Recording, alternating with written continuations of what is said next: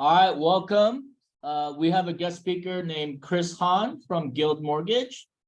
Chris, go ahead and introduce yourself and I'll let you take it away. All right. So my name is Chris Haun with Guild Mortgage Company. I've been in the lending industry for a little over 33 years now, helping all kinds of buyers to get financing for their properties. And we're going to cover today a basic mortgage 101 type course, just kind of going over what it takes for someone to be able to buy, what we look at as lenders to get people qualified. We'll have a question and answer at the end. So if you could hold your questions, maybe make notes on your questions. And then when we get to the end, I'll answer anything related to what we talk about. Then if you have questions on anything else, you can certainly ask me that as well. And I'll be sharing my screen with the two different presentations. First one, again, is going to be Mortgage 101. And then secondly, we'll go over some first-time buyer programs that are out there to help people get into property with covering their down payment and things like that. So let me get this first thing up. Hold on real quick.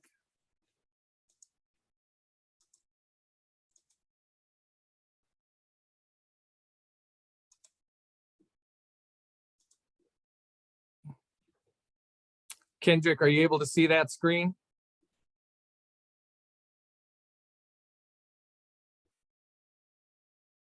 Yeah, I can see the screen. Okay, great. So again, my name is Chris Haun with Guild Mortgage Company, and hopefully we'll cover some things today that you guys will help you to learn about how to buy a home, how to help customers buy a home if that's what you do. And hopefully you'll get a lot of information out of this. And again, at the end, we'll have a question and answer session. So feel free to answer any questions related to this stuff or any other questions that you might have about real estate. And Kendrick, don't hesitate to stop me anywhere during the transaction if you need to chime in or anything.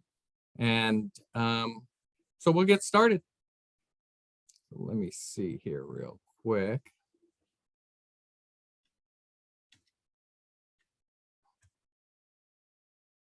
Sorry. Oh, here we go. Okay, so our agenda today on this first course of Mortgage 101, we're going to be covering pre-qualification. I'll talk a little bit about that, choosing the loan that's going to fit someone's life, the house hunting process, pre-approval, which is very different than pre-qualification, some of the next steps involved in a purchase transaction and how we get through the financing. We'll have some closing tips, and then why Guild, that's just our company. I'll talk a little bit about that, but it's pretty generic for whatever mortgage lender you would deal with in the future that your clients would. We're a mortgage banker, so we typically will service our own loans after closing. We're a very large company. We service about $30 billion worth of transactions. About 87% of the loans that we close, we're going to service and collect monthly payments on. So once a client closes with us, their future payments will come to us as well. That wasn't the case with my last company that I was at for 18 years. We did service loans also, but a much smaller percentage. So this company, we service most of them, just meaning we collect the monthly payments even after closing. So let me go on a little bit here. So pre-qualification, what is pre-qualifying? How does it get done? What does it entail? So we're going to cover income and employment, a little bit of info on credit and how we look at that, and information on assets and money available for a transaction. So first, well, let me go back. I'm going to talk about each of these topics briefly, so take notes on whatever you need to. I'll cover some of the things that aren't going to be covered in these slides, but things that we look at as a lender, and hopefully this will help you out. So of course, the first and probably most important thing that we as a lender are going to look at is income and employment. Income for knowing how much you can qualify for based on your current gross monthly earnings. So lenders use gross earnings. Keep that in mind. So before taxes are taken out.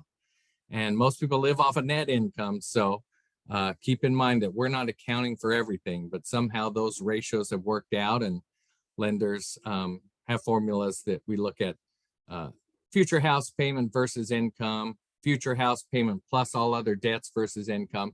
And I'll kind of briefly go over each of those things.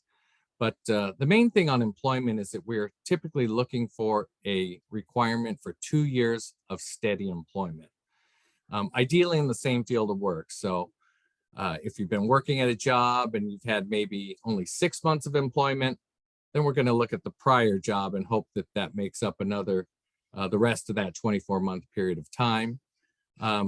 We'd ideally like it to be in the same field of work, but there are programs like FHA, Federal Housing Administration loans, that don't care as much about you being in the same line of work for 2 years as they care about you being consistently employed for a 2-year period. One other thing I'll mention in regard to length of time is that college, like courses you guys are taking, can also count towards that 2-year requirement. The difference is it has to be kind of a specialized field. So let's say you're an accounting major and you get out of college and you right away get a job at a Big 10 accounting firm. We're going to count that income pretty much right away, as long as we get copies of your transcripts to show that you've been doing that for 2 years. But as long as you have, then we're going to count that towards the 2-year work requirement. Like a nurse, who's someone who's gone to nursing school. We're going to count that 2 years towards their nursing career if they went into nursing.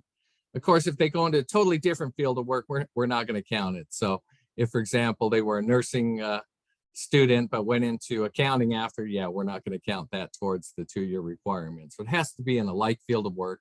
We got to have proof of transcripts to know that they did complete 2 years or whatever length of time for that degree. And again, we need to see that in order to count it towards the 2 years. But most of the time, it's going to be just steady employment.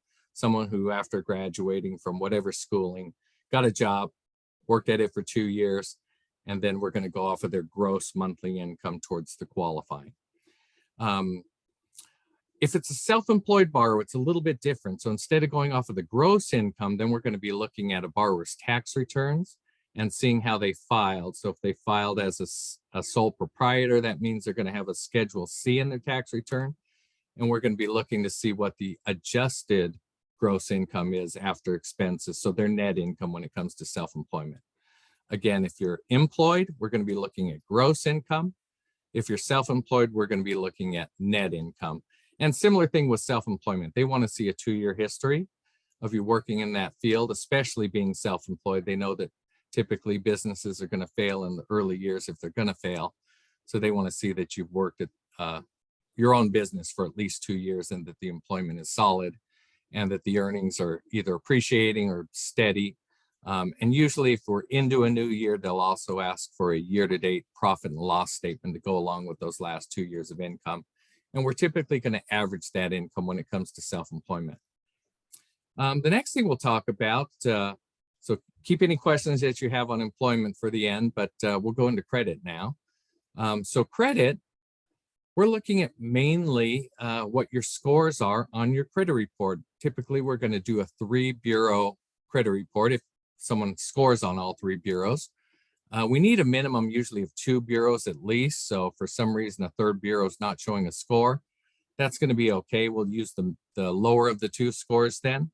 But lenders are going to usually use the middle score of the lowest of however many borrowers you have on a transaction. So if you have a middle score of 700 and the co-borrower has a middle score of 640, unfortunately, the pricing and everything of that loan is going to depend on that lower of the 2, that 640 credit score. So ideally, the higher the score, the better. In the past, I would have said anything above 740 doesn't make a difference. You're at the top credit tiers. But actually, come May 1st, they've added a couple more credit tiers to that whole scoring system. And now for the best credit, you have to be above 780. And there's pricing adjustments for every bit that you're on, every 20 points that you're under 780. And then there's adjustments for like how much down payment a person is putting, what type of transaction. So purchase might be a different rate than a refinance, and a refinance might be a different rate than a cash out refinance. So as layers of risk get added on, you're going to have pricing adjustments that are affected by that credit score. So what I would say is try and keep as high a credit score as possible. If you can be above 780, you're going to be in the best categories then. And again, prior to that was 740. It's not even in effect for a couple more days, but come May 1st, they want to see 780 to get the very best and lowest pricing adjustments. So keep that in mind. If a person doesn't have any credit, there's a couple programs that we can sometimes do based on alternative types of credit, where we'll maybe look at getting utility bills instead, or rent payments and making sure that they're on time.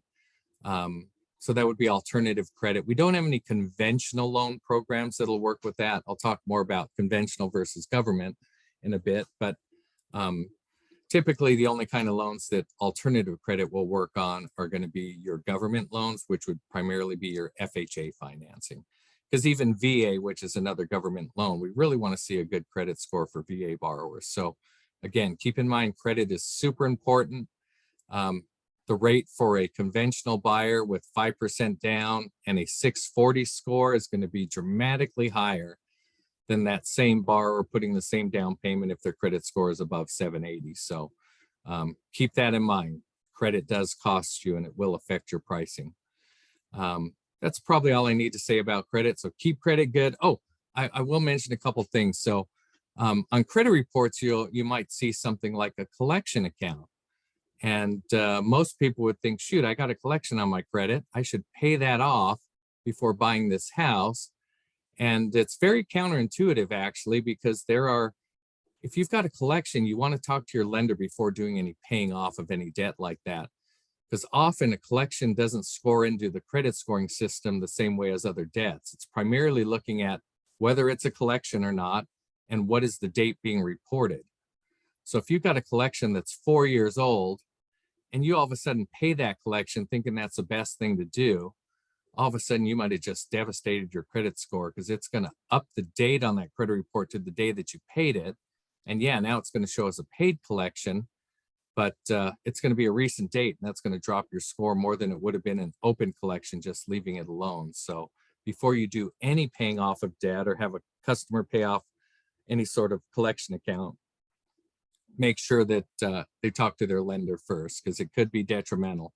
And things like medical collections, we really don't look at that. So for example, if someone has 5 medical collections, and even if they add up to $40,000, that's not something we're going to be as concerned with, being a medical debt. Of course, it could be affecting the credit score. So you want to pay them if that's going to benefit you to raise your score. But again, don't do it without talking to the lender first. Charge-offs are very different. They've already been written off. So you're not going to even have the ability typically to pay them, although sometimes you could pay a closed charge-off, and that could help your score if you were like maxed out on that account, because that part of credit is still affecting your score.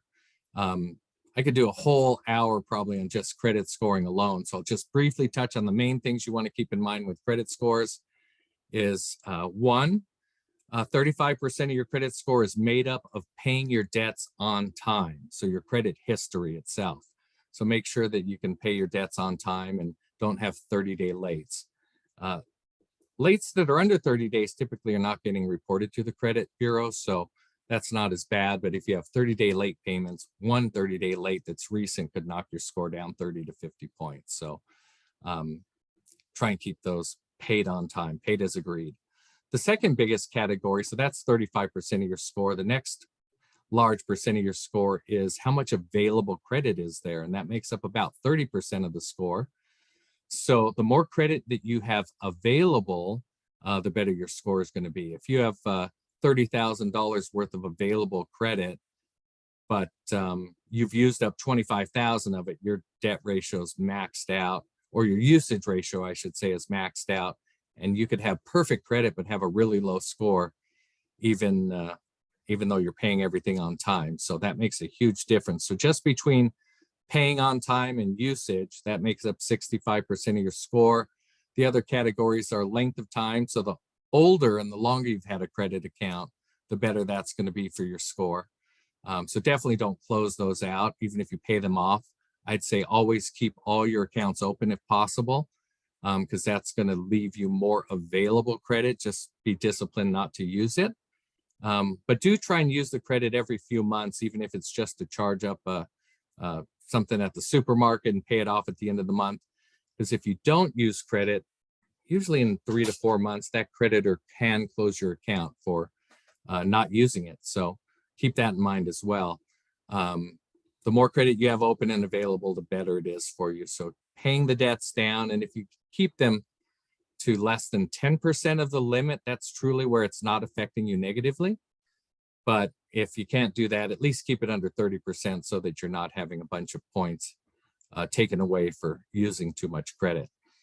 Another thing I'll mention real quick is when you get these offers to have a new credit card for 12 months at 0% interest or 18 months at 0% interest, which financially makes sense to transfer debt to that and have a new account with a 0 interest percentage on it. But what you often will do in hurting yourself, I've seen clients do this, they close out all their old credit accounts thinking that was a smart move, when they should have kept all those open and just not used them, because now they took away a lot of their available credit, and all of a sudden their scores drop dramatically. Also, that's a brand new account if you transfer everything to it, so it's not going to have the aging that gives you a lot of credit score benefit, and you might have just maxed that one card out. So if you do that, just make sure it's well ahead of the time of a purchase.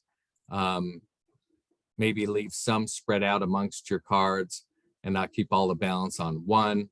But I do know financially, it may be a better move to do it that way, but it may not necessarily be the best move for your credit score. So just keep that in mind. They're two entirely different things. The last two things that make up credit score are going to be the number of inquiries you have. So you don't want to have a whole boatload of inquiries on your credit report for, shopping around for new credit and all kinds of mortgage inquiries. In the month that you run it for a mortgage, it's only going to count as one, but 6 to 8 months later, if you see, 10 mortgage inquiries, it's probably going to be dropping your score at that point, but it won't during the month that you're buying, because they do know that people need to be able to shop, and that maybe the first mortgage lender is not who you're going to want to go with. Similar to when you buy a car, they use their own scoring system, and it is different scoring system than mortgage model scoring. So keep that in mind. And yeah, if you're going to run a bunch of them, run them in within 30 days of each other, right from the onset of the first credit report, and you won't have a bunch of inquiries show up. But again, it could affect you later, so try not to do too many.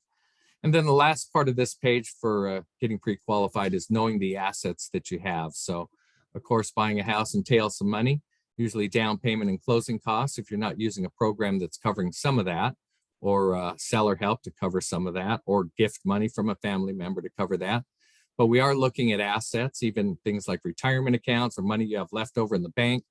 All helps, because those are looked at as reserves, money that's left over in the event that you don't make a payment. Well, I shouldn't say that. In the event that when we're trying to approve the loan, we see that you have a bunch of additional assets available, we know that you have reserves should anything go wrong. That's not a super strong factor in the approval process, but it helps. So if you got a 401k, even if you're not using it, we can look at that, and that would be considered additional reserves. So just keep that in mind. So after, and pre-qualification, just back to that real quick. Pre-qualification usually means a lender asks all these questions, gets the answers about income, employment, credit, debt, and what money you have available for the purchase. And then we can work up numbers based on that. But it is in no way something I would say a person should go out and write an offer just based on a pre-qualification. We really need, as a lender, to do our due diligence and do a full pre-approval. And I think there's screens that'll talk about that more later, but pre-approval is actually where we turn that file into underwriting to the people in the department that's going to approve the loan. And you could do that well ahead of having an actual property in mind, so that you get fully credit approved first. That way, you know for sure that the underwriter of the company has said, hey, we're going to do that loan. Here's a commitment to do it. And all you need to do is find the property and have it appraised and address any issues that come up as a result of the property. But otherwise, that's the difference between a pre-qual and a pre-approval. One is actually looked at by an underwriter, and that's always the route a person should go if they're going to get into escrow. You don't want to get into escrow based on just a loan originator's opinion of a file. And if they've been only originating a couple of years, they might not know all the underwriting guidelines. They might make a mistake, so it's better to have an expert, the underwriter, actually review that. I've been doing this for 33 years, and I still prefer to have underwriters look at the file just to be 100% sure that it's going to be closable. So this next screen is showing you choose the loan that fits your life. So there's lots of different loan programs out there. You've heard of conventional. Conventional is typically going to be loans that are underwritten to the guidelines of Fannie Mae and Freddie Mac. Those are the two largest purchasers of mortgages on the secondary market. So whether you're a bank, whether you're a mortgage banker like us, whether you're a broker, we're going to typically be underwriting a borrower's files based on those guidelines, the guidelines of Fannie Mae and Freddie Mac, even banks. So if they were to lend it off of their depositor money initially, but want to sell that loan later, they do it to Fannie Mae and Freddie Mac's guidelines just to make sure that it's saleable on the secondary market. So if it usually approves through their automated underwriting systems, we know that those entities would purchase that loan if we evaluated it correctly. And again, that's where ideally an underwriter looks at it, makes sure that the income calculations from the loan originator are accurate, the debt calculations as well. And we'll talk more about that later. A second type of program, aside from conventional, would be your FHA or VA loans. Those are both government type loans. FHA stands for Federal Housing Administration, and it's a program that was set up to help buyers to be able to buy without having a large down payment. So they're government insured programs. They have mortgage insurance in the form of something called MIP, mortgage insurance premium. On a conventional loan, they also have mortgage insurance if you're putting less than 20% down, but it's typically called PMI, or private mortgage insurance. So conventional loans use private mortgage insurance. FHA loans use mortgage insurance premium, or MIP. And there's two forms of mortgage insurance on an FHA loan. There's an upfront amount, which is equal to 1.75% of the base loan amount, and that gets financed back into the loan. So you don't feel it too much. It doesn't come out of your pocket, but it is financed in. And then on top of that, you have a monthly premium that up until just a few weeks ago is calculated at 0.85% of the loan amount divided by 12 for the monthly premium. And that has recently dropped to 0.55. So that's a 30 basis point reduction. So it's like having an interest rate that's 0.30% lower. So it definitely has helped. And I think it's going to help FHA loans be a little more competitive with conventional. Then we have VA loans, which are for VA is Veterans Administration. So a VA loan means that you have to be a veteran to use that program, or you have to be the spouse of a veteran buying with that veteran, or you have to be the spouse of a veteran that had died of a service-related disability. Then you could use a VA loan as well. And a veteran could actually buy with a non-veteran, but then it's not going to be a zero down loan, which is the main feature of going VA. It's 100% financing. If you have a non-veteran purchasing with a veteran, then there's going to be a down payment percentage calculated. But if it's two vets or a vet and their spouse, it's a zero down transaction. There's no mortgage insurance on a VA loan, but you do have something, excuse me.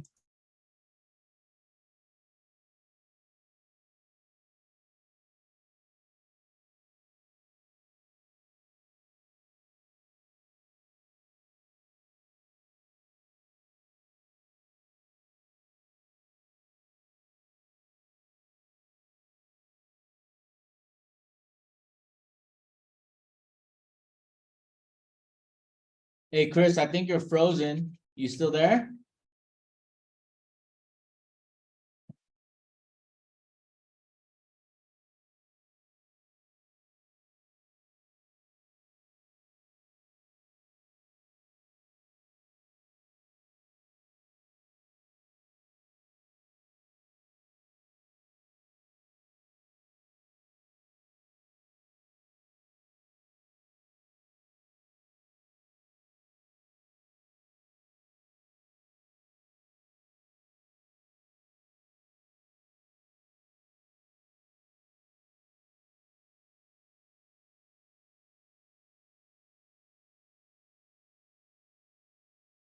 Hey, Chris, somehow your mic is on mute.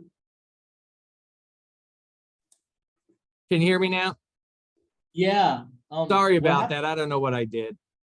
I probably pushed something and shut you guys down. Sorry about that. Can you see the screen again now? No, can you stop sharing? Oh, okay. That's what I did. Hold on. Okay. And then Says host disabled participant screen sharing. make co-host, your co-host again. Okay. There we go. That one, that box there, make it smaller. Can you guys see that? Sorry about that. Yeah, we can see it now. Okay. So sorry. So again, where do we leave off? VA, I think. Okay. So again, a VA loan, 100% financing, no mortgage insurance. There is a VA funding fee that veterans pay. And it just got reduced, I think, back down to 2.15%. That gets rolled into the loan amount and financed in. That's sort of their form of insurance that protects the lenders that do VA loans. But the veteran themselves do not pay a mortgage insurance premium per se monthly. They do have this 2.15% that's financed in. It's higher if you have a subsequent use of a VA loan, and it can be as little as 0 for veterans that have a service-related disability. So keep that in mind. USDA is another program here under VA, and that's more of a rural area program. So it's helps buyers who have lower credit scores. You can do 100% financing on it, but it tends to be for properties that are kind of more acreage and a little bit out of the they're out in the boonies kind of areas. So I don't do a lot of those in where I'm located, but they're out there. And then there's jumbo programs as well. So jumbo would be anything that exceeds the conventional or government current loan limits. Fannie Mae has loan limits. Every county has their own Fannie Mae loan limit or Freddie Mac loan limit as well. It's currently 726,200, and that's called the conforming loan amount. There is a high balance loan also that has same guidelines, but it has a little higher interest rates, and that goes up to just over $1 million. I think it's $1,089,000 and some change right now. Not doing a lot of those either presently, but that's a category right before you get to jumbo. So jumbo loans do not fall into the standard conventional loan category. They're more based on investors offering these, like banks offering them, a Chase or Wells Fargo, or just a large banking institution typically are the ones that put out jumbo product, or insurance companies even. And they follow guidelines that are similar to Fannie Mae and Freddie Mac, but they're their own guidelines. So every investor is going to have slightly different guidelines when it comes to jumbo. But the things that I will say are different are you're going to have lower debt ratios, where a conventional loan might be able to go up to 50%. And when I say a debt ratio, what I mean is the future house payment, including all the components, so principal and interest payment, your property taxes, insurance, and mortgage insurance, if any, divided by the gross income, that would be your housing ratio. Then we take that same total house payment plus any other debts on the credit report, divide that by gross income, and that becomes your total debt ratio. And usually the max that can go up to is about 50% on a conventional loan, maybe about 56% on an FHA loan. And it's the highest actually on a VA loan. You can go above 56% on a VA loan. Yeah, they're all around max 45, 50%. The housing ratio has to be lower. So that's minus all of your credit debt, just your house payment versus gross. But the truly most important ratio is your total debt ratio. Again, jumbo is going to have a lower tolerance for debt ratio because they're lending you typically more money. So usually 43% is about the max total debt ratio. So future house payment plus all your bills divided by your gross income. That's going to be what jumbo doesn't want to see, above 43% usually. They want higher credit scores as well. So we can go to as low as 660, but most of the time for better pricing, you want to have a score that's above that for sure. There's no mortgage insurance typically on the jumbo products, but they're going to start with about 10% down.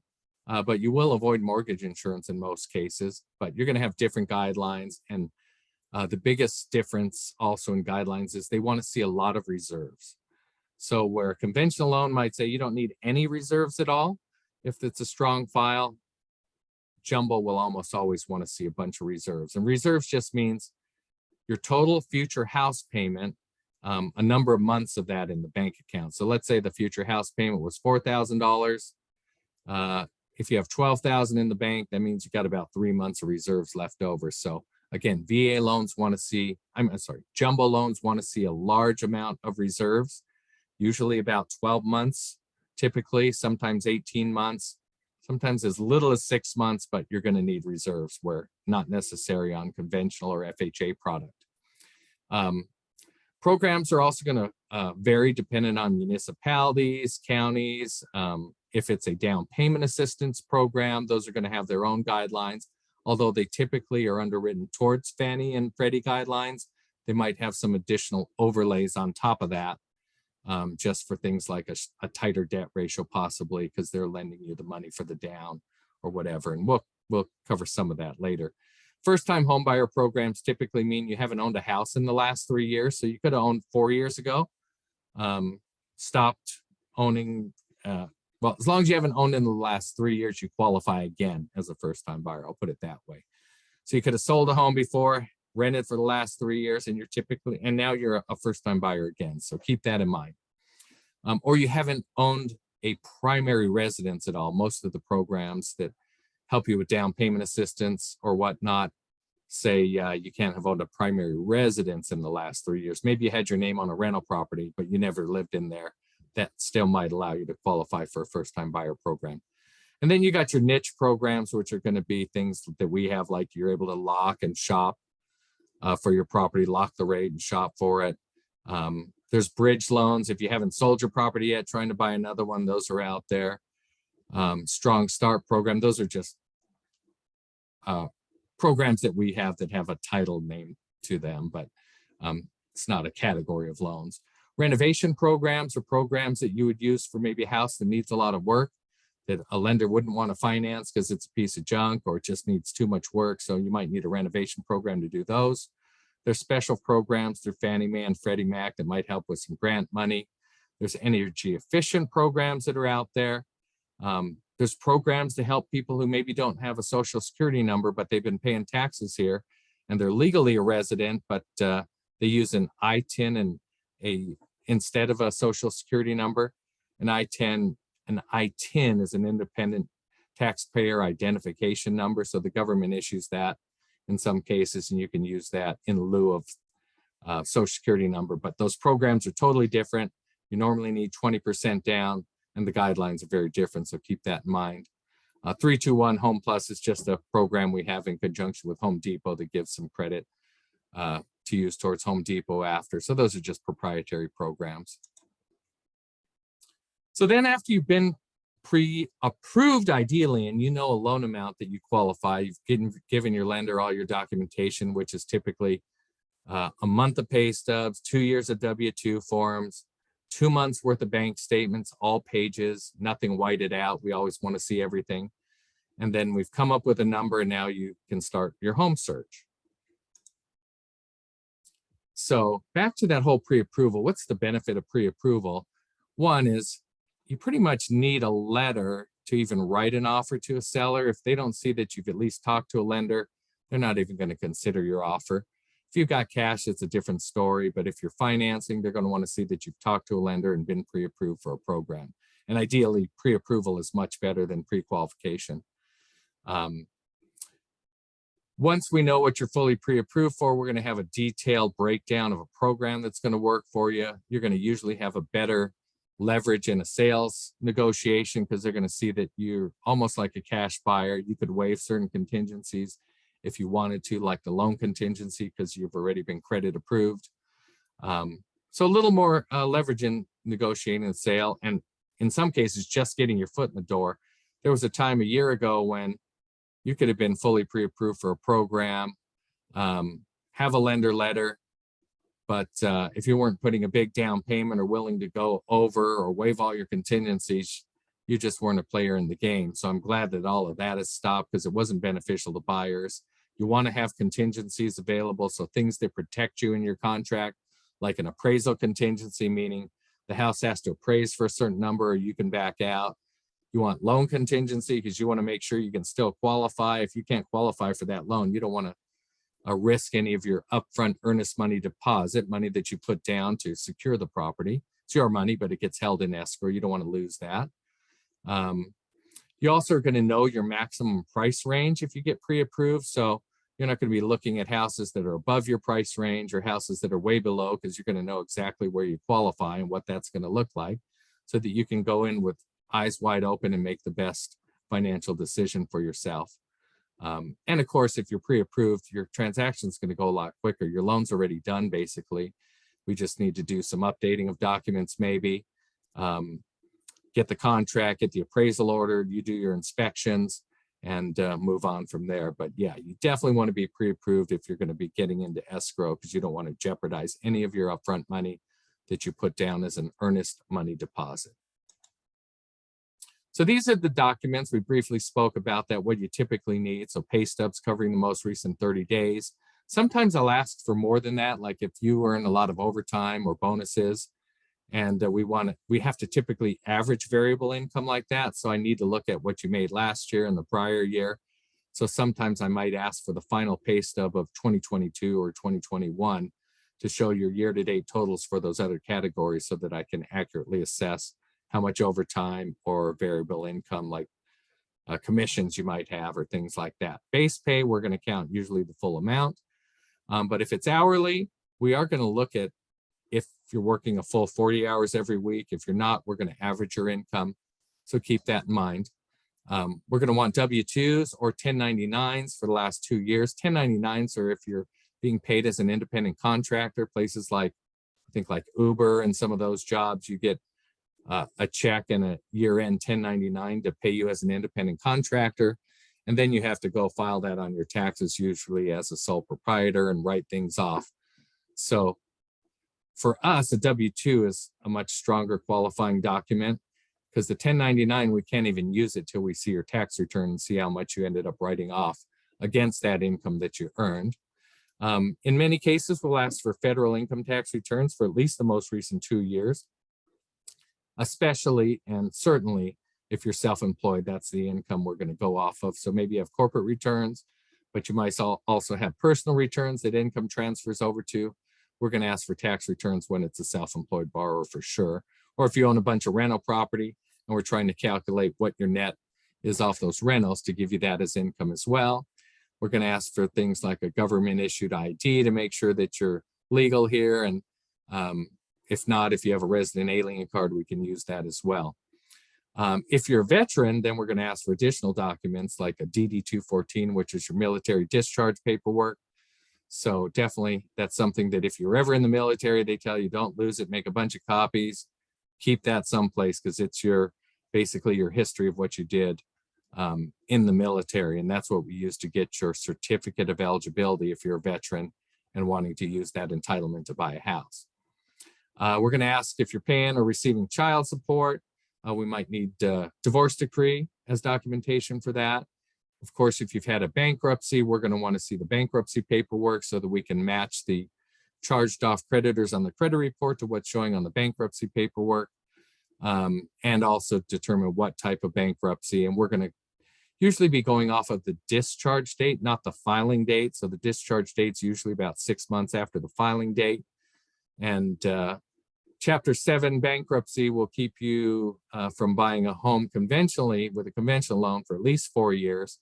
FHA loan, it's only 2 years, so keep that in mind. If there was ever a foreclosure, we're going to want to see paperwork related to that. Usually a foreclosure is going to be more like a 5-year period of time to wait. This slide says 7 years, but that's no longer the case. That's more for bankruptcy, or used to be how long it stays on your credit.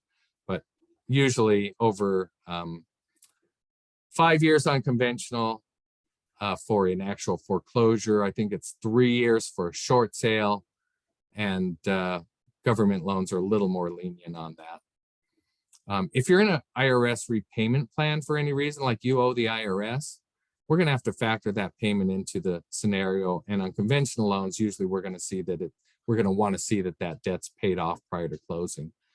But if it's been paid on time and you got a history of paying at least 3 months worth, there are programs where we can leave it there, but we have to know that it's being paid on time. Staying pre-approved. So even though you got pre-approved initially at the time of applying and figuring out what you could do, you want to make sure that you don't change that pre-approval by going out and charging a bunch of new debts. That's definitely going to change numbers. Don't think just because you're pre-approved now, you can do whatever you want on your credit afterwards.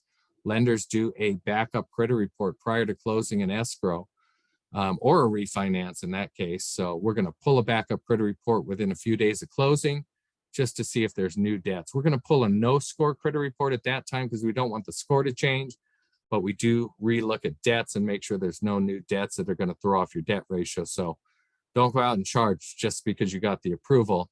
Make sure that you wait till your transactions close before buying things on credit once you've been approved. Don't open any new loans. Don't check into your credit. Generating inquiries and other things that could definitely mess things up because we're going to ask about that, and then we're going to pull that backup credit report. And don't mess with your down payment if you've got it saved. Don't touch that money to buy furniture or anything yet. Wait till you close.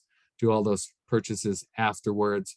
You want to stay pre-approved. And of course, rates can change as well, and that can change your qualifying, because if we qualified you at a 6% rate and all of a sudden rates jump to 7%, that's going to change your total monthly payments and therefore change your potential qualifying amount. And then down next to this light bulb of let your lender know. So before making a payment on a collection account, like we talked about earlier, check with your lender because it may not be the wise thing to do. If you're changing names, maybe do that afterwards if at all possible. Marital status, if you happen to get married during the transaction, that'll slow things down because then we're going to have to get updated things. So try and do all those things either well before or well after.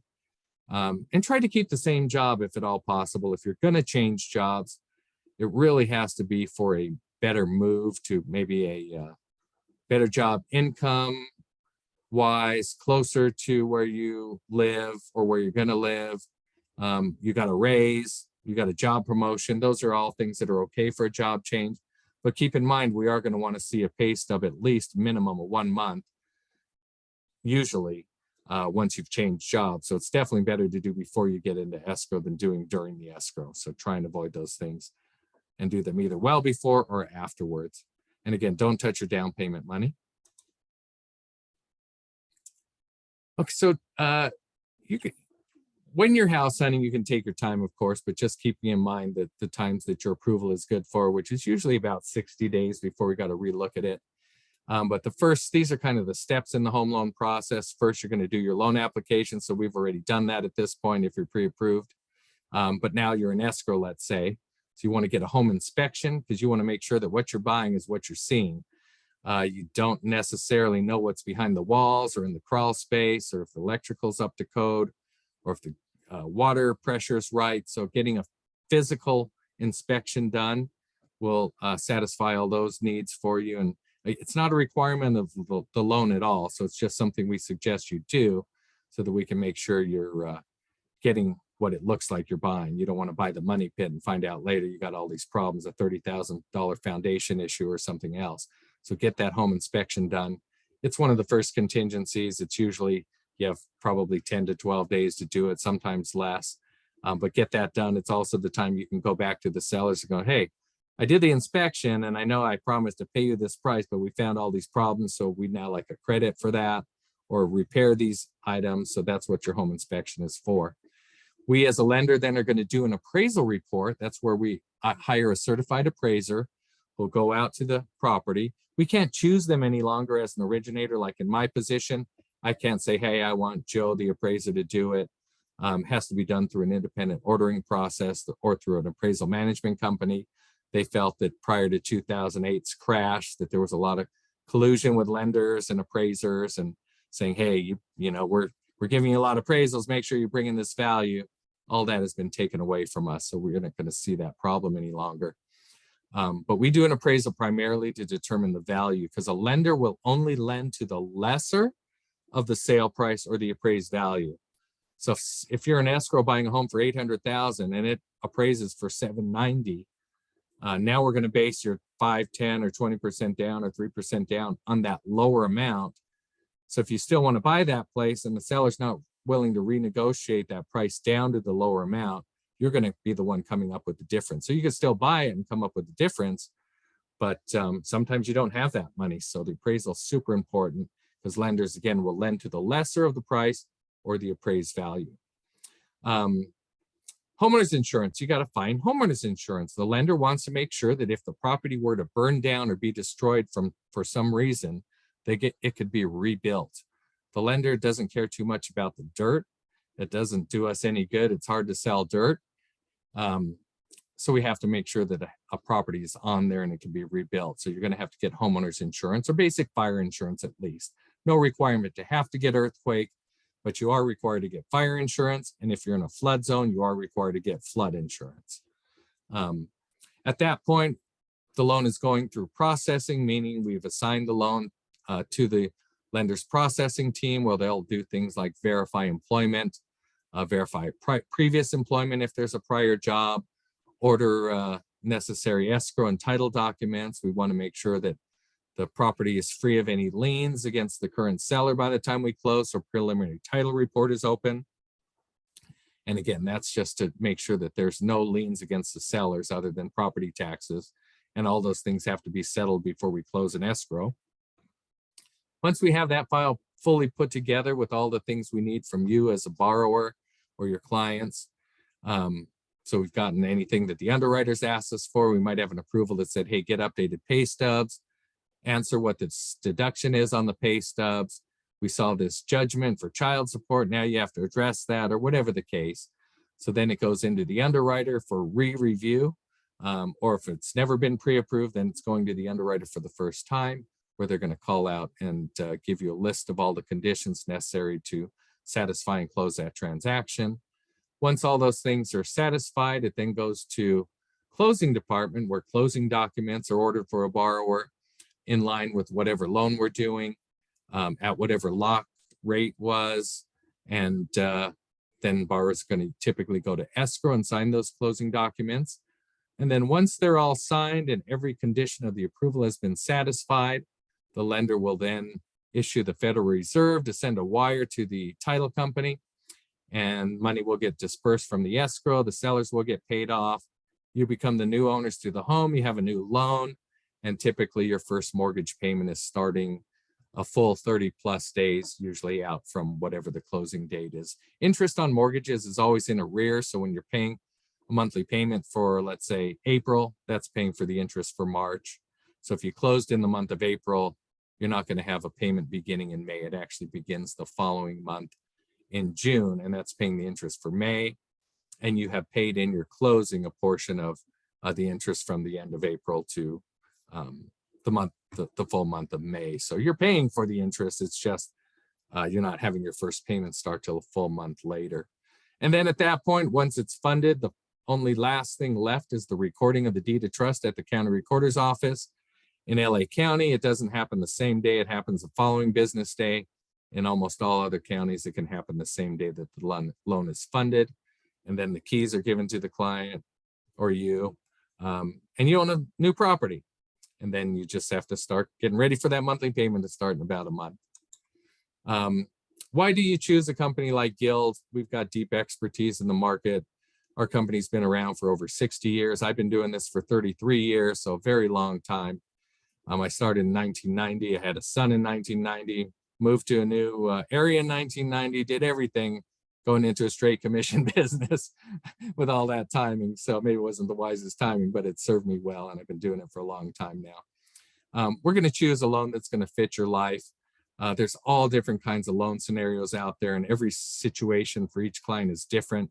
You could have 5 people working for the same company, yet each one's getting a different loan because they have different down payment amounts, different credit scores, different debt usage, all of that. So we're going to try and find the best loan to fit your life. Maybe if you only plan to live in a property a couple years, maybe 30-year fixed mortgage is not the best. Maybe you benefit more by a hybrid, a short-term fix that then rolls to an adjustable or some other kind of program. But that's only if you know for sure the time frame you're going to stay in the property. Otherwise, usually in this kind of market, 30-year fixed is the best way to go. We're a direct lender, so it means that from start to finish, from the application through the process, through the underwriting, through the funding, we're the lender that's handling that whole thing. If you're a mortgage broker, you're only handling the application part. You're sending it to another wholesale lender who then does the processing, does the verifications, does the underwriting, and eventual funding of that loan. So it's nice working for a direct lender because we build relationships with underwriters. We know what they're going to look for. It's the same thing every time usually, and we're not going to have this variation because it's going to a company where we don't know anybody outside of our control, where they're going to handle everything. We're a local company. You want to usually work with someone who's local. I wouldn't suggest that you go to a East Coast bank to do something that's local here on the West Coast and vice versa. Typically, you're best served by someone who's going to be a local lender and who's going to know your area and know values in your area and know what is needed and know what products are available in an area. And then also helps to speed up the transaction because everything's done locally, from the appraisal, ordering to everything else. So that's one of the nice things about working with us. But there's many companies like us out there. So you just want to make sure that you research your lenders well, make sure that you ask them the right questions, find out if they understand interest rates, if they know a little bit about the market, when's the best time to lock, things that many loan originators don't have a clue on. So there's going to be all different levels of expertise out there. Typically, knowing someone's been in the business for 10 or more years is going to serve you well because they're going to have seen a couple of cycles of interest rates and different issues that have come up due to economics and other things. So the longer someone's been around, like myself, being here a long time, old guy doing this, the better off you're going to be. And I think that's my last slide for that. So I don't know, Kendrick, if you wanted me to allow for questions on this part or wait till the end of the other presentation and do it at that point. Why don't we continue on with your presentation for the mortgage the other mortgage FHA one, CalHFA? For sure. And then we'll do the questions after that presentation's over. And I'll stop the recording after that. And the students are taking notes anyway, so we'll go from there. Perfect. And this is my contact info, and I'm sure Kendrick has it there as well. If you guys ever have questions afterwards or specific scenarios, or just, you want to find out more, don't hesitate to call me. That's my job, is to help get you guys ready to do something or help your clients or whatever the case. So don't hesitate to reach out ever. So I'm going to move on to this other presentation where we're going to talk about one agency that I work with quite a bit that does down payment assistance. Is this screen showing for you? Are you able to see this, Kendrick, the CalHFA? Yep. Okay, great. So CalHFA, there's a million acronyms in my industry, PMI, DPA, all these different things that stand for different things. PMI, private mortgage insurance, DPA, down payment assistance. CalHFA is California Housing Finance Agency. So there's a lot of acronyms, just keep that in mind. But this is an agency that's been around since at least the 60s or 70s. I've been dealing with them for at least the last 33 years. They're a fantastic agency for California property, at least, and each state is going to have a housing finance agency like CalHFA.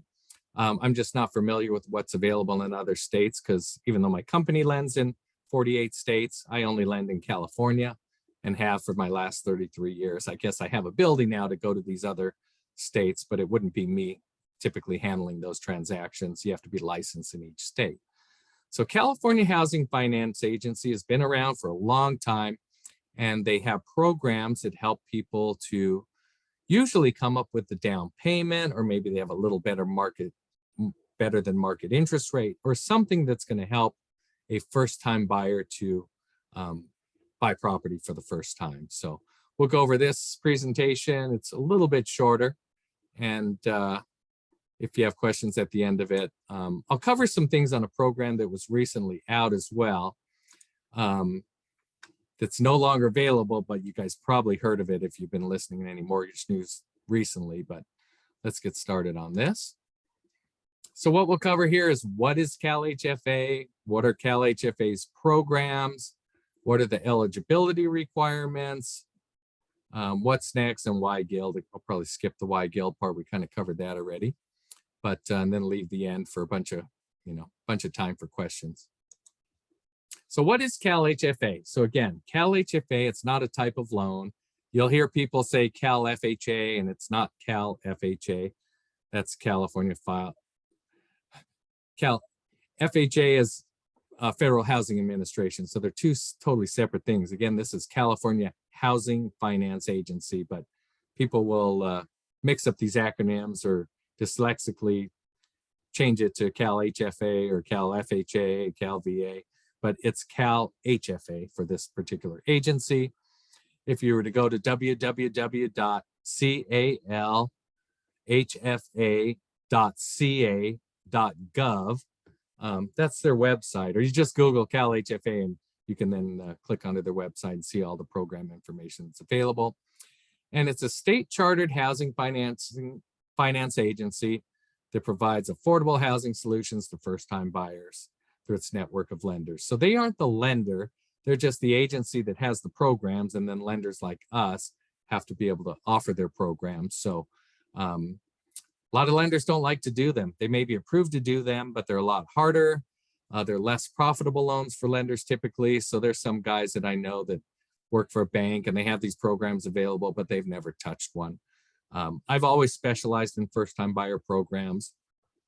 Probably 90% of my purchase transactions are to first-time buyers. And they're truly my favorite category of buyers, because you basically help to educate them, show them how they can buy a place when they often thought there was no way possible. There's a lot of misinformation about loan programs too. I'm sure many of you have heard at one point, or maybe even thought yourselves at one point, that you need to have 20% down to be able to buy a house. And that's just not the case. With the down payment assistance program, you can actually buy with no money down, zero down. There's not a lot of zero down programs. They're actually lending you the down payment. So they're actually a program that still requires 3 or 5% or whatever the case. But these down payment assistance entities will lend you that money to cover that down payment. So anything I'm talking about today is actual standard qualifying for actual mortgage. None of it is what you see on the internet about, hey, you can buy this home with other people's money, and all these tricks and little things that possibly are available out there. I've just never been one to use those. I've always used standard product. But so that's all I'm going to focus on and talk about. But again, I love working with first-time buyers. I tell you, if you help a first-time buyer who thought they needed 20% down and has no money, maybe they got $10,000 or something, or has access to money through family members, you help them to get in a home when they thought they couldn't. Believe me, they're referring everyone they know to you. So it's been a wise way to go for me. Maybe they're less profitable, maybe they're more work, but it definitely helps to serve a lot of people. And those are my favorite clients. They are just so grateful, so thankful. They refer their cousins or brothers or their other family members. And then I get to help the rest of their family. So it's really, really, really beneficial and really rewarding. CalHFA offers FHA, VA, and conventional financing. So that just means that their programs will work in conjunction with those types of products. So conventional, your Fannie Mae, Freddie Mac products, your Veterans Administration programs, and FHA stands for Federal Housing Administration. It's a government insured program, as I mentioned a little bit earlier, that's geared towards helping a first-time buyer, but you don't have to be a first-time buyer to use FHA. And again, these are the underlying guidelines for CalHFA's product offerings. So usually there'll be down payment assistance to work with those programs, your FHA, VA, or conventional financing programs. CalHFA provides first-time homebuyers access to affordable first mortgages and down payment assistance programs. So they basically take money from government issues or from bond raising and other things and create a program that works in conjunction with, again, Fannie Mae, Freddie Mac, or government insured program guidelines and help to subsidize the down payment with a loan. There are programs out there that actually give grants. I haven't seen many of them lately. When rates jumped up, a lot of the grant options went away. But there are other entities like Golden State Finance Authority that offers some form of gift or grant in their programs, and other entities come and go with gift and grant programs as well. We'll cover some of that. So again, CalHFA has a couple different programs: conventional FHA, USDA, and I think under this thing is, VA. And they do that through these two primary down payment assistance programs towards the left of the screen here, which are CalPlus with ZIP. CalPlus just means it's a CalHFA first mortgage plus a ZIP, meaning ZIP is another acronym, and that stands for 0 interest %. So it lends you some down payment money, 2% or 3% of the, it lends you some money towards closing costs in the form of 2% assistance of the loan amount or 3% assistance in the loan amount. And it's called ZIP, zero interest program. So you pay back the principal balance that they lent you, but no interest on top of it. You just have an interest rate tied to your first mortgage. And depending on the amount of assistance they give you, the first mortgage rate varies. So if they're giving you 2%, it's one rate. If they're giving you 3% assistance towards closing, it's a little higher rate. So I haven't been doing a lot of the ZIP programs lately because rates doubled in the last year. And so those options are higher. They're in like 7s and low 8s for the additional assistance. I have mostly been using this other one, My Home Assistance, and that one will lend 3% on a conventional loan to cover at least 3% of the down payment. It can be used towards closing costs as well. So My Home can be used towards down payment and closing costs, where the ZIP program can only be used towards closing costs. So it's 3% assistance on a conventional loan and up to 3.5% assistance on a government loan if it's this FHA product, because that's the minimum down payment requirement for FHA is 3.5%. It lends you those amounts of money at a simple interest calculation of 1%, deferred and silent, meaning you don't even get a monthly payment for this down payment assistance amount.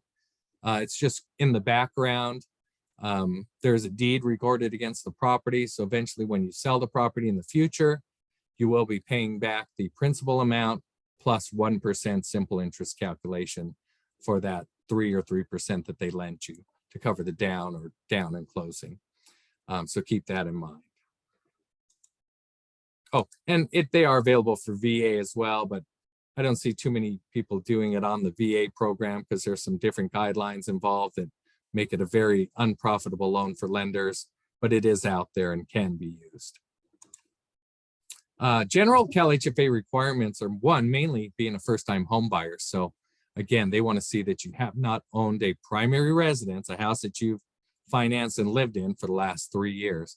If you bought a place 10 years ago, sold it, and you haven't owned it in the last 3, you're a first-time buyer again, so that will qualify you. There is home buyer education required for any of the CalHFA programs, and it's in the form of an 8-hour home buyer class.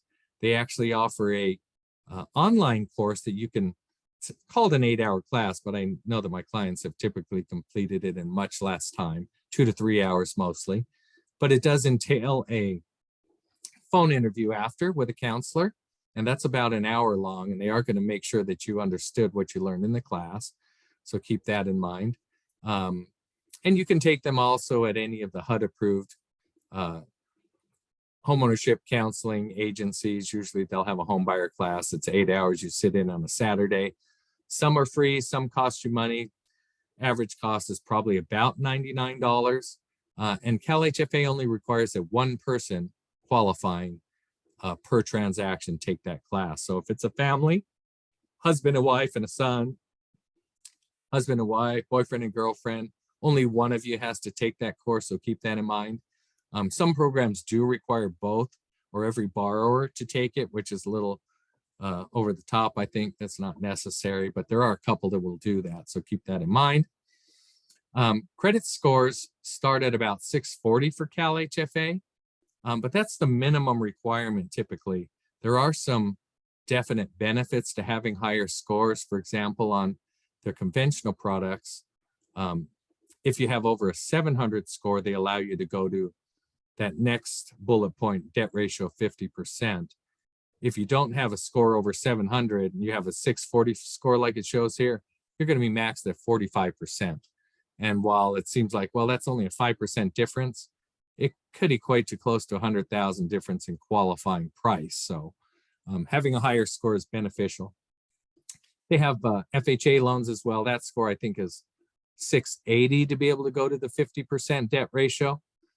So each one has different guidelines for the underlying product that you're doing, whether it's conventional or government. They only work on typically single family homes, condos, planned unit developments are also sometimes known as a townhome, like it may be a detached property, but it has some shared maintenance or an HOA fee. That's going to be more of what a planned unit development is. And even manufactured homes. So that would be similar to what we would call a double wide, like a mobile home. But it can't be a mobile home that's in a mobile home park where you're going to pay an additional lease amount. That is considered not real property. It's considered personal property if it's in a space where you have to pay a lease. So it's looked at very differently to be able to finance a true manufactured home or mobile home. It has to be permanently affixed to its own foundation on its own piece of land. And there are properties like that. They're more prevalent out in the desert areas, but I closed one in Long Beach about 6 months ago. Happened to be on its own piece of land. But if you were to look at it from the outside, it looked like a mobile home. From the inside, they typically look like a regular home. But they usually have to be minimum of double wide. And there's usually some different credit score requirements when it comes to manufactured home, or sometimes they want a slightly bigger down payment. CalPlus with Zip, we briefly touched on that. So if you're to use a regular CalHFA conventional product or CalHFA FHA product, you could use it in conjunction with this ZIP program or 0% mortgage program. And it's a fixed rate loan that's going to help towards closing costs. The rate is at 0%, so you're only paying back the principal balance that you borrowed. And they allow either 2% assistance, and it's on the loan amount. So if your price is 300, but your loan amount's 250, that 2% is going to be on the 250,000 on the loan amount, not on the price. And again, it's either 2% or 3%. And the first mortgage interest rate changes depending on which of those options you go with. So if you're doing a 2% option, the rate's one level. If you go to 3% assistance, it goes higher. And currently those rates are like, for 3% assistance, it's up over 8%. So I haven't been doing too many transactions with that, because then your first mortgage rate is 8% and you're not qualifying for close to as much as what the main program could have got you, which is probably more in the 6% range, like 6.3 or somewhere around there. But those rates do change daily. I have to look at them daily, see what's available, and that does affect a person's qualifying. So keep in mind this ZIP program, they'll lend 3% on a conventional loan or up to 3%. Again, 2 to 3% as well on the FHA product at 0% interest, payable in the future when you either sell the property, refinance the property gets foreclosed, it'd have to get paid off, or you did a title change, you're going to have to pay that off at that point. So you're getting more than one mortgage when you're doing these. You could have up to 3, a first mortgage, a My Home assistance down payment second, and maybe a ZIP third mortgage. So I haven't been using that 3 loan combo lately just because of rates, but I have in the past many times. And again, this can be compared or combined with this My Home assistance, which is towards the down payment. That's the one that will lend you 3 or 3.5%, depending on 3% for conventional, 3.5% for FHA loans, and that's at 1% simple interest. So they do have a rate tied to it, but it's super low. So also you have the VA program, which is, you're getting this down payment assistance. So it'd be additional on top of the 100% down. So maybe you can use 3% to lower your balance a little, or towards closing costs. And again, it's equal to 3% of the appraisal or sale price, whichever is less. And again, I don't do many VA loans using these programs, but it is out there and available. So the My Home Assistance, that's the one I was telling you, goes can go towards down payment or closing costs. It's 3% of the sale price. So this one's on the sale price, keep that in mind. 3% towards down payment or closing costs on a conventional loan, and up to 3.5% on a FHA loan. So it's going to vary a little bit. And that's just to cover the minimum down payment. Conventional loans require a minimum of 3% down. FHA requires a minimum of 3.5% down. So it'll actually cover that full down payment. And you'll just need money for closing costs or use it in conjunction with that ZIP program. It's a deferred payment junior loan, meaning it goes behind the first mortgage in a subordinate position, second or third. It's usually going in second position if you're only using the 2 loans. If you're using the 3 loan combo, it'll still go into second position because it has a 1% rate. They would put that 0 interest ZIP in third position if you were getting all 3. And again, it is a low rate. The rate on this down payment assistance portion is only 1% simple interest for the My Home. And it was 0 interest percent on the ZIP program. There's different guidelines depending on whether you're going for an FHA loan or a conventional loan. I won't pull those up or go into those now. It'll just take too much time, but you can definitely check those out. The primary differences are conventional loans require private mortgage insurance. FHA loans require mortgage insurance premium that's actually on the loan for the lifetime. So that's another big difference between these two. Federal Housing Administration or government loans, you put 3 or 3.5% down. That mortgage insurance is staying on for the life of the loan. So it's not a loan you're going to keep forever. As soon as you got sufficient equity in the property, you would probably refinance that to pay off the subordinate loans and also get rid of the mortgage insurance by going into a conventional loan. The conventional guidelines, very similar. Again, they won't go as high on total debt ratio. They're limited to usually a max of 50% and 45% if you don't have the 700 score with this particular program. Conventional loans have private mortgage insurance. It's not for the lifetime of the loan. It's going to drop off, and depending on the percentage you put down, it could be as little as 5 years it stays on, 7 years, 9 years. It gets lower the more percentage you put down. So it's going to stay on longer for a 3% down loan than it would be for someone putting 15% down. And once you've reached 20% down, you don't have a requirement for mortgage insurance, so you won't be paying any. But keep in mind, the 2 programs have different guidelines, hence the differences for rates and different ways that they assist people in regard to down payment assistance. But again, I won't cover that in detail now. That's something for probably another class. So with CALHFA, as well as any other qualifying, we kind of talked about this before, you want to get pre-approved by completing a full loan application. You're going to then know an idea of what you're going to qualify for. You're going to have provided financial documents to us so that we know that what we told you is going to work. And then you're approved for a specific price, area, whatever the case. Again, these programs for CALHFA, not only do you have to be a first-time buyer, but they're going to have an income limit typically. And that income limit's going to vary depending on the county. So most of these programs, for example, if you're buying in LA County, there's an income limit of $180,000. You can't make more than that and want to get this program. You have to make less than that limit. Orange County is like $235,000 because prices are a little higher. San Bernardino and Riverside are going to be about $174,000. But every county in the state of California will have its own limit. They might be the same as LA counties if it's a high cost area. But for example, San Bernardino and Riverside are lower, so you got to keep that in mind. They also have lower conforming loan limits in those other counties. So those are something that could affect a person's qualifying for a particular price as well.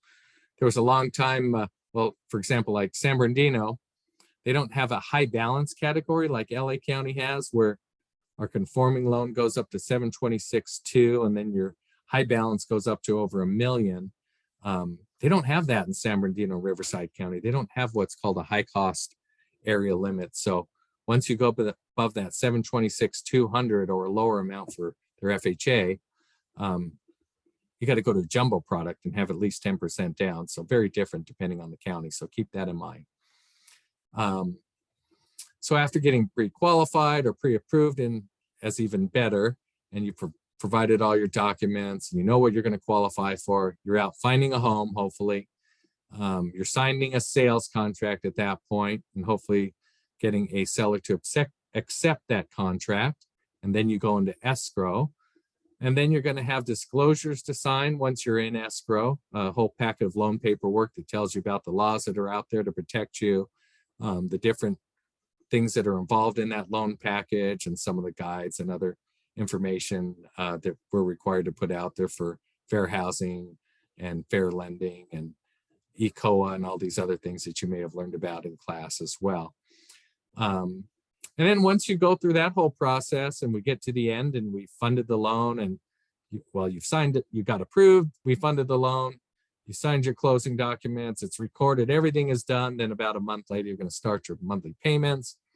And if we're the lender, you're going to typically be receiving that information from us. If it's a CALHFA loan, they service their own loans through a company called Lakewood. So you'll be paying your payments to them. And with many lenders, loans get sold on the secondary market, whether it's us or another lender. It doesn't matter. The loan terms cannot change once you've closed. So whether we're servicing it or we sell it to someone, it's all the same, just a different mailing address of where you're going to send those payments. So keep that in mind. Let's see here, sign loan docs and loan close. So this was all part of, I guess, the closing as well. You're signing your closing documents, and then you're eventually getting your keys, and you're now the owner of the home.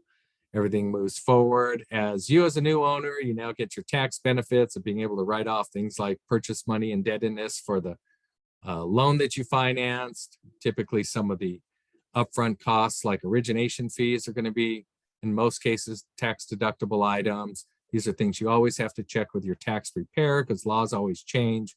We're not supposed to give financial advice on what to do tax-wise, but typically interest is a deductible item on a purchase, and so is portions of property taxes. So those are things that change most buyers' lives after they buy, or that their accountant eventually says, hey, you better go buy a place if you want to quit paying so much in taxes, because it's one of the things that still, other than being self-employed, can give us some benefit to being able to itemize and write off more than the standard deduction filing might allow you. There are cases where it's a small enough price and you're not paying enough in interest and property tax deductible items to be better than standard deduction. So some cases your accountant may still say, hey, go standard deduction instead of itemizing. But with California pricing, I don't think that's the case. You're going to be writing some stuff off usually. But again, that's a question for your tax preparer. I think there's going to be maybe one more slide about us. Yeah, we already went over this. So Guild and who we are and why you would work with us. So I'll just go to the last slide. Here again is my contact information. So that pretty much covers all the things that I wanted to cover with these two presentations, but I'm sure you're going to have some questions. And again, whether it's related to either of these two presentations or just lending in general, I'm here to answer whatever I can. So, and if I don't know an answer, I'll get it back to Kendrick so he can get it to you. But in most cases, I should probably know. So feel free to ask any questions that you have. If you want me to go over more things like more details on credit or more in regard to jobs and how you qualify, I just touched on some of those things. We still got quite a bit of time available. So I'm here to answer whatever questions you guys have. So Chris, thank you for your time and thank you for the presentation. I'm going to stop the recording